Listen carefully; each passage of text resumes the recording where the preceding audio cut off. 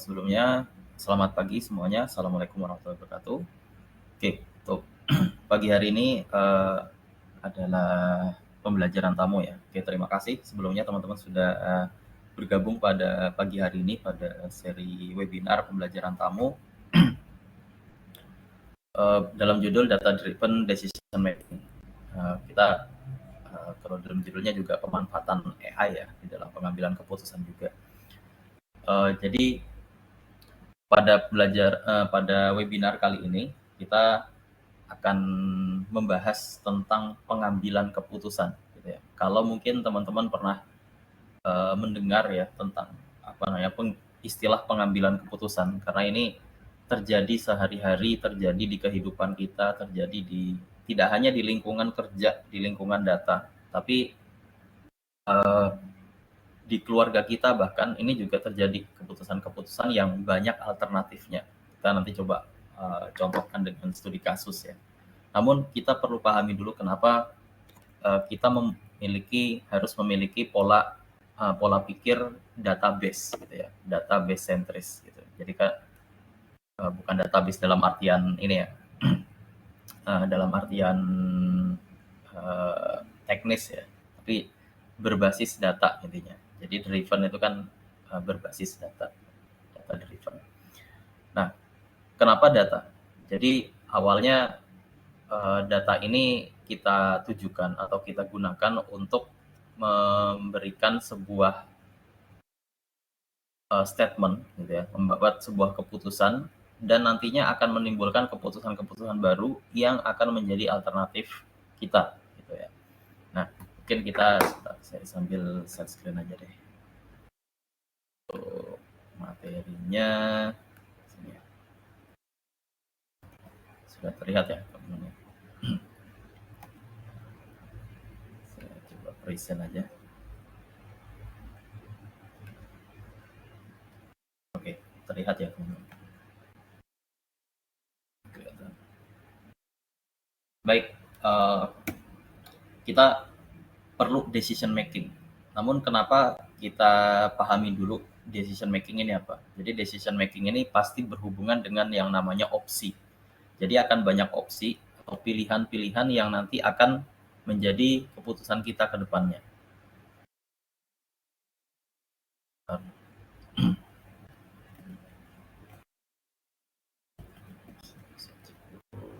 Masih terlihat ya. Suara saya masih masuk juga. Jadi kenapa kok ada opsinya? Jadi decision making ini merupakan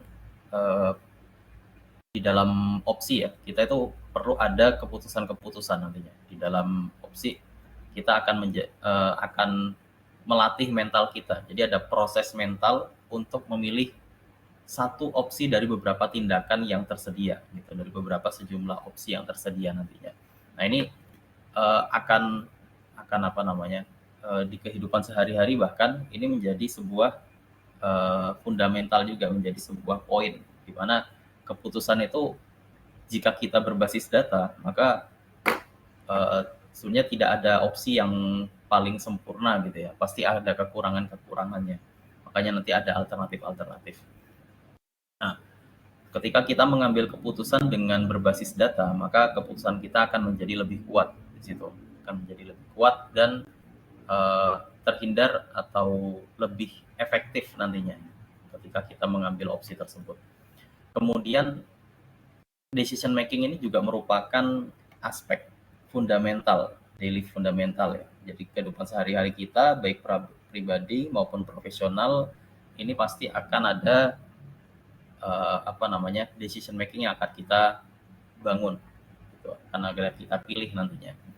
Kemudian di dalam pembuatan decision making juga alternatif lain seperti evaluasinya itu akan kita pelajari juga, akan kita dapatkan juga setelah kita mempelajari data. Kemudian kita berikan alternatif atau mungkin dalam istilah data ya disebut dengan hipotesa. Sebenarnya lebih baik disebutnya hipotesis.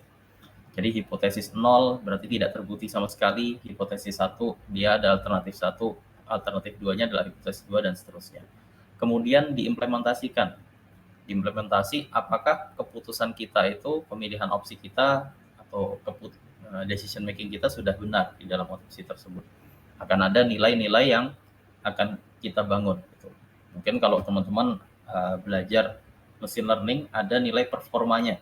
Nah, namun di dalam kehidupan sehari-hari, kalau kita kembali ke daily fundamental ini ya, kita tidak hanya tidak selalu gitu ya, tidak selalu dengan adanya nilai performance evaluation di dalam machine learning tersebut, tapi lebih pada bagaimana kita mengevaluasi keputusan kita ke depannya gitu.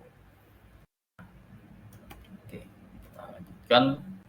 Kalau data itu diolah dengan baik, kita bisa meningkatkan akurasi, kita minimalisir biasnya, dan bisa membuat dasar yang lebih kuat di dalam keputusan kita nanti. Jadi data kita maka perlu diolah lebih baik gitu ya. Jadi semakin baik atau semakin bagus datanya, ini bahasannya umum ya, tidak hanya data di dalam pembuatan model ya. Jadi bahasanya lebih ke dalam daily fundamentalnya dulu. Jadi setiap gerakan kita, setiap aktivitas kita, kemudian juga ada input-input dari orang lain, ini juga merupakan data yang kita olah nantinya di dalam otak kita. Nah, namun ketika kita bisa menganalisis data tersebut, bisa di situ berupa tulisan, bisa berupa angka-angka, bisa mungkin otak kita bisa mencernanya secara cepat gitu. Bisa mencernanya secara cepat data tersebut. Nah, kita bisa olah, kita bisa meningkatkan akurasi di dalam pengambilan keputusan tersebut. Kemudian kita juga meminimalisir biasnya karena datanya valid nih gitu. Datanya diambil dari sumber-sumber terpercaya. Datanya kita visualisasikan di dalam otak kita. Oh, kalau saya berikan si A uang sekian misalnya, apa yang akan terjadi? Kemudian si B saya berikan pinjaman sekian, apa yang akan terjadi, dan seterusnya. Gitu. Akan ada keputusan-keputusan lagi. Dan data tersebut akan menjadi sebuah ladang gitu ya, sebuah dasar keputusan kita nantinya. Dan karena dia berbasis data, maka decision-nya akan lebih kuat gitu. Apalagi data yang bersifat penelitian. Penelitian, ada jurnal-jurnal, kemudian mungkin datanya lebih primer, tidak dari data broker dan sebagainya, tidak data dummy gitu ya. Maka keputusan kita akan menjadi lebih kuat lagi. Nah, ini ada komponen penerapan datanya. Jadi bagaimana kita bisa mengambil keputusan berbasis data gitu ya. Yang pertama, kita perlu mengkoleksi datanya terlebih dahulu. Kita koleksi apakah misalkan kita mengambil sebuah kasus gitu ya, sebuah kasus, mengkoleksi datanya dengan berbagai sumber, dari sumber terpercaya, mungkin juga ada sumber yang sekunder dan sebagainya. Lalu kita bersihkan data tersebut menggunakan pola kris PDM, kemudian kita analisis datanya, mungkin dari data tersebut, oh ada yang kurang valid, atau mungkin masih mentah banget, atau mungkin ini datanya kurang terpercaya, yang jadi kita bisa hilangkan beberapa baris atau bahkan lebih banyak baris lagi. Kemudian mungkin juga dari analisis kita bisa melihat nilai-nilai lainnya, mungkin dari nilai rata-rata, deskriptifnya ya, mungkin juga dari langkah selanjutnya sampai ke preskriptif analisisnya. Kemudian kita interpretasikan data kita, ini lebih kepada memvisualisasikannya. Mungkin dalam kehidupan sehari-hari kita bisa visualisasikan menggunakan tabel atau menggunakan poin-poin. Jadi kalau data tersebut kita analisis, oh ternyata dapat misalkan data penjualan, oh dalam 2 tahun terakhir penjualannya sekian, ada penurunan traffic. Kemudian di dalam keputusannya apa yang bisa kita ambil nantinya, ada alternatif.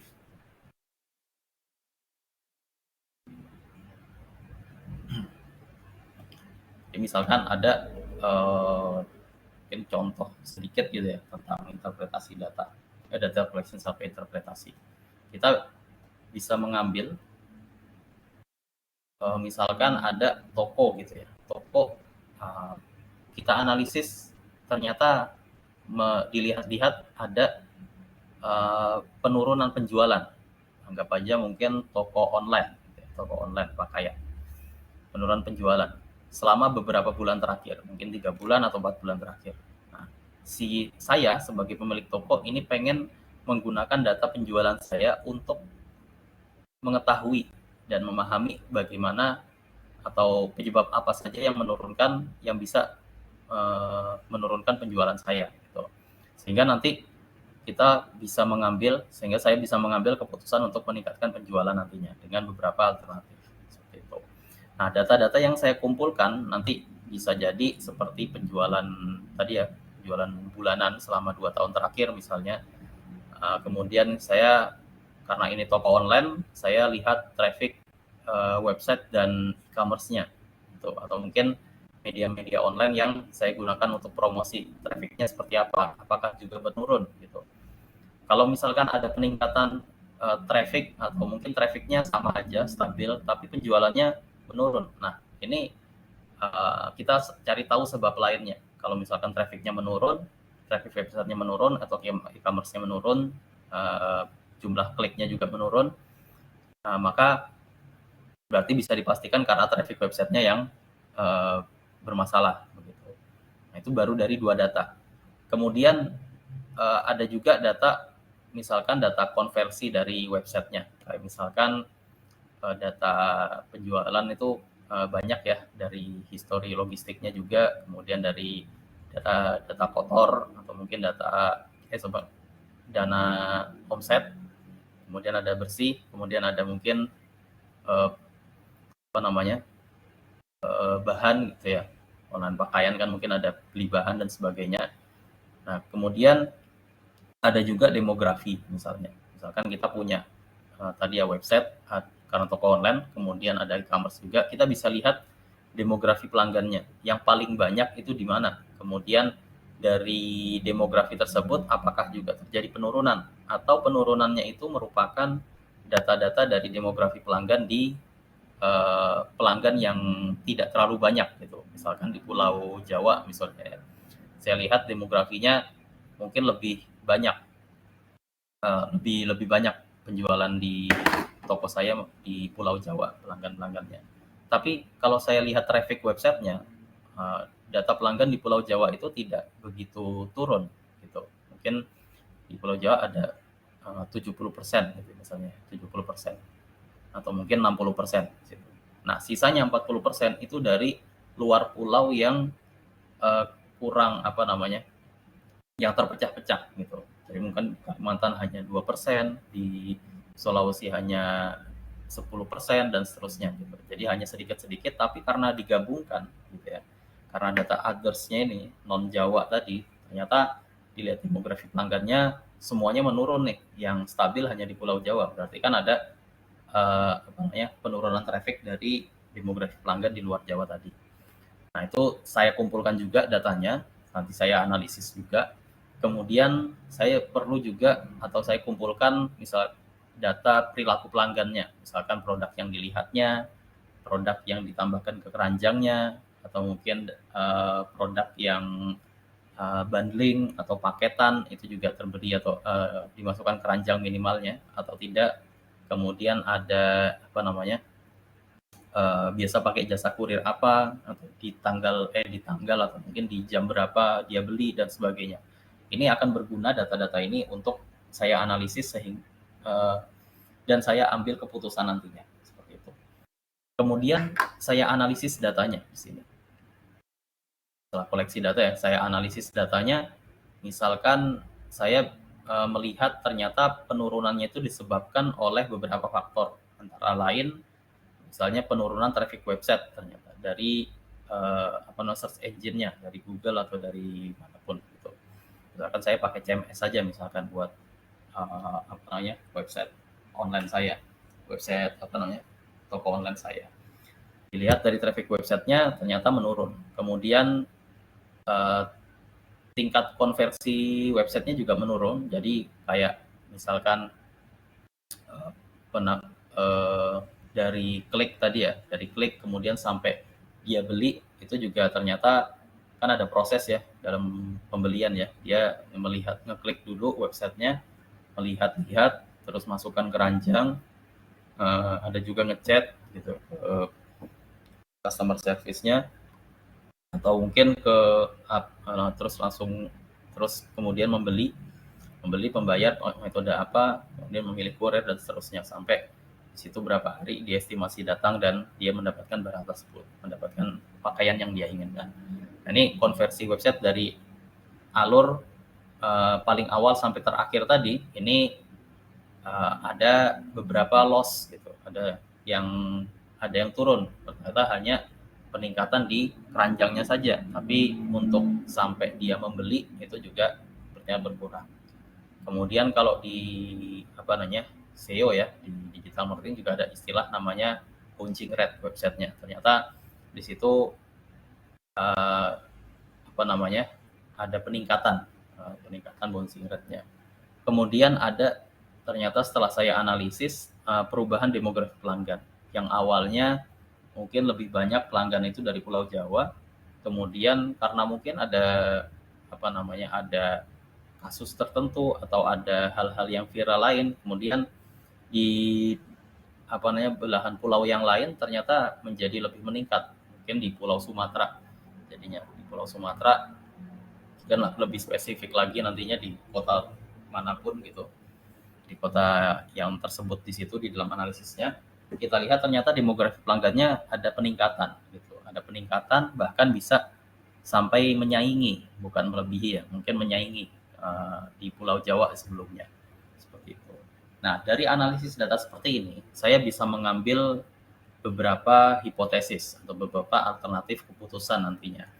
Kayak misalkan contoh, saya bisa meningkatkan SEO website saya untuk meningkatkan traffic dari search engine-nya. Kemudian saya juga bisa melakukan optimasi website untuk meningkatkan tingkat konversinya lagi. Kemudian saya bisa melakukan retargeting yang awalnya tadi di Pulau Jawa, kemudian saya lebih mengambil memberikan promosi-promosi, tidak hanya diskon, mungkin ada semacam clickbait seperti itu, semacam clickbait kepada pelanggan-pelanggan yang di pulau lain tadi ya, karena ada perubahan demografi. Kemudian juga ada misalkan misalnya ada data pelanggan gitu ya, churn customer. Nah, saya bisa melihat misalkan dari keranjangnya sudah berapa bulan nih dia masukkan bajunya ke situ, masukkan bajunya di keranjang, tapi belum di check out. Nah, saya bisa targeting lagi gitu. Saya bisa lakukan priority di customer yang seperti itu. Kemudian saya bisa tawarkan juga diskon promosi untuk menarik pelanggan baru, tidak hanya dari demografi pelanggan di Pulau Sumatera, tapi bisa saya lebih perluas lagi, mungkin sampai ke berapa persen tingkat confidence-nya ke pulau-pulau lain seperti itu.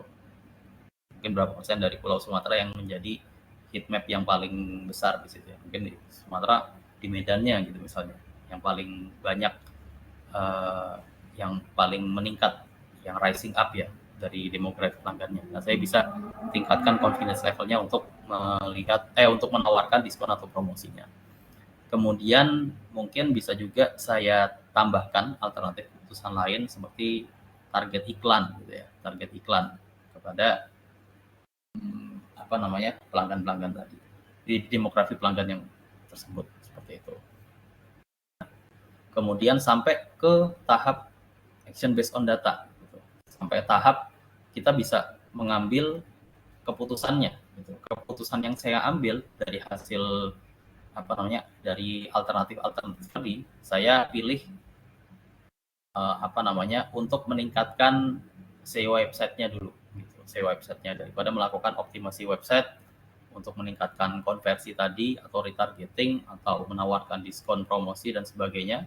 saya tingkatkan SEO-nya dulu. Mungkin yang lebih mudah dilakukan gitu ya. Yang lebih mudah. Nah, kalau misalkan saya mengambil SEO websitenya, berarti saya bekerja sama dengan konsultan SEO-nya, atau mungkin saya bayar jasa, atau mungkin saya punya ilmunya juga, lalu saya terapkan seperti itu. Itu keputusan yang saya ambil misalnya. Kemudian kok ternyata tadi setelah ditingkatkan SEO-nya kok kurang baik, maka saya ambillah keputusan lain. Mungkin optimasi websitenya, dilakukan A/B testing, retargeting ads-nya dan sebagainya. Atau diskonnya saya berikan tawaran, misalkan diskon 10% untuk demografi pelanggan tersebut, atau saya targetkan iklan online kepada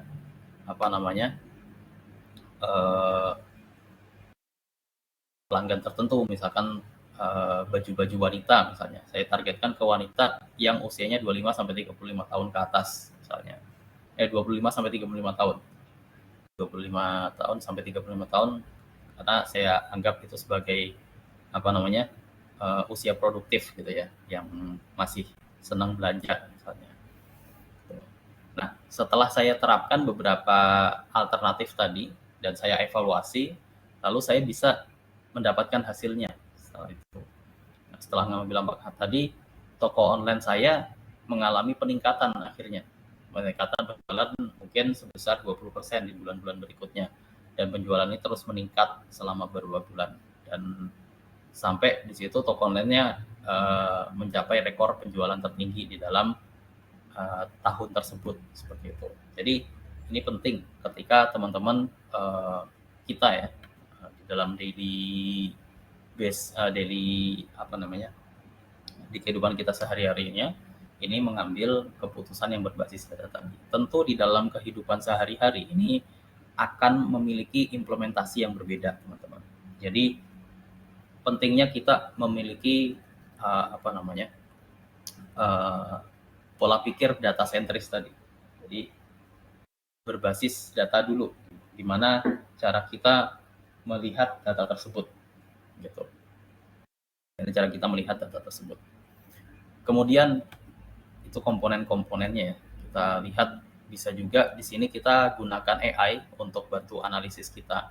Jadi yang perlu kita masukkan karena ini dalam AI ya.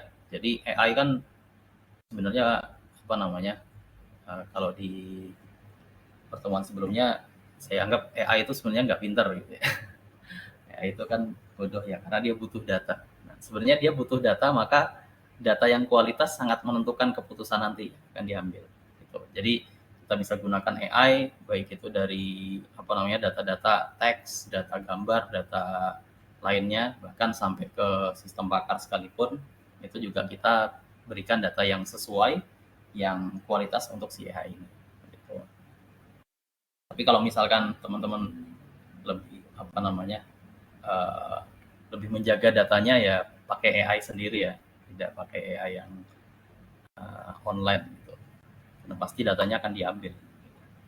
Mungkin kita pakai chat GPT atau sekarang kan GPT bisa GPT-4 ya. Kemudian atau pakai lain yang membutuhkan referensi, mereka referensinya dari Wikipedia atau mungkin dari jurnal-jurnal open public dan sebagainya gitu. Nah, kalau kita datanya tadi konfidensial dan sangat strict gitu ya untuk ditaruh di AI online, maka kita jaga jangan pakai seperti itu. Tapi kita bisa damikan, kita bisa damikan data kita agar lebih aman, jadi nggak keambil di sistemnya seperti itu. Nah ini tadi ya kualitas data sangat berpengaruh untuk mengambil keputusan. Teman-teman bisa gunakan berbagai macam AI, ya bisa di situ berupa chatbot atau mungkin seperti mungkin pernah tahu Whimsical AI ya. Itu kan dia seperti semacam ya bukan semacam, tapi memang AI untuk sistem pakar, untuk expert system. Ya teman-teman bisa mengambil sebuah keputusan dari beberapa alternatif yang diberikan oleh si AI tersebut. Tapi tentu datanya diolah dulu. Misalkan datanya diolah pakai Excel gitu. Oh, dapat nilai penjualannya sekian hasil analisisnya. Masukkan ke Whimsical gitu. Saya punya data dengan saya merupakan tadi misalkan penjual pakaian atau toko online, saya punya hasil analisis data seperti ini gitu. Bagaimanakah langkah saya untuk meningkatkan penjualan saya selama 2 tahun terakhir ini yang menurun gitu. Nanti si whimsical itu, si AI itu akan memberikan keputusan-keputusan seperti itu. Ini sangat membantu kita di dalam menganalisis dan memberikan alternatif keputusan berbasis data.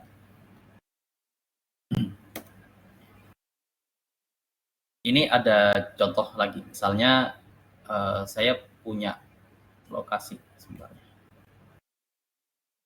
Oke, lag ya.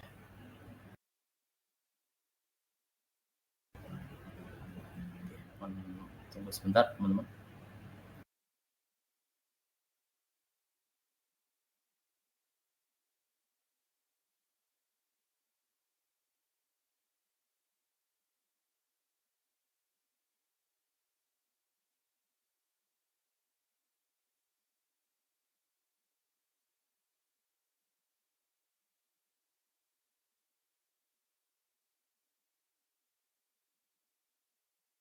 Oke, sudah tertampil lagi. Ada kondisi sinyal tadi. Nah, saya tadi ya, mungkin contoh tadi studi kasus toko online yang datanya cukup lengkap, cukup banyak gitu ya. Nah, saya contohkan misalkan dengan case study lain, ini contoh sederhana di kehidupan sehari-hari ya. Contoh di sini ada sebuah keluarga, ini pengen beli rumah baru. Untuk menentukan lokasinya di mana, mereka mengambil beberapa variabel seperti itu. Mengambil beberapa variabel. Sebelumnya latar belakang dari keluarga ini dia punya 2 anak kecil. Kemudian kedua orang tua mereka mungkin bekerja di situ atau mungkin juga salah satunya, nggak masalah di sini. Kemudian mereka pengen cari rumah baru untuk ditinggali. Data yang mereka pilih dari lokasi yang terbaik dari pilihan-pilihan mereka sebelumnya. Nah, anggap di sini ada 3 pilihan, lokasi A, B, dan C. Dilihat dari datanya di sini, dilihat dari pengumpulan datanya,